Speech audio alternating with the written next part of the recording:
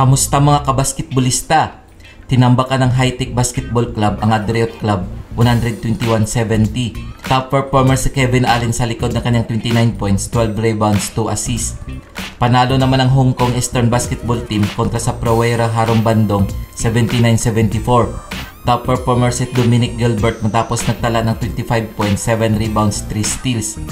Wagi naman ang Matrix Ders kontra sa Bishrel Metal 98-84. Top performer si Jordan Tolbert sa likod ng kanyang 22 points, 11 rebounds, 2 assists, 2 steals at 2 blocks. Pinataob naman ng Pilita Jaya Basketball ang Ulaanbaatar Zac Broncos 89-83. Top performer si Justin Brownlee matapos humakot ng 26 points, 12 rebounds, 6 assists, 3 steals. Heto ang mga laro ngayong April 6, 2024 na gaganapin sa Ulaanbaatar, Mongolia, UG Arena. Sa first game, magharap ang Prawera Harong Bandong at Matrix Ders alas 12:30 ng tanghali. Sa second game naman, maglalaban ang Adriot Club at Pilita Jaya Basketball alas 3 ng hapon. Sa third game, magtutos ang Hong Kong Eastern Basketball Team kontra sa Bishrel Metal alas 5:30 ng hapon.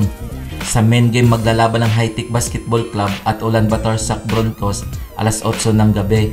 Heto ang team standings ng Group A as of April 4, 2024. Hong Kong Eastern Basketball Team 2 wins 0 loss. Prawera Harong Bandong 1 win 1 loss. Matrix Ders 1 win 1 loss. Bishrel Metal 0 win 2 losses. Heto naman ang team standings ng Group B as of April 4, 2024. Pilita Jaya Basketball 2 win 0 loss. Hightech Basketball Club 1 win 1 loss. Ulaanbaatar Zac Broncos 1 win 1 loss. Adriot Club 0 win 2 losses. Kung nagustuhan mo ang video na to, mag-like na at subscribe.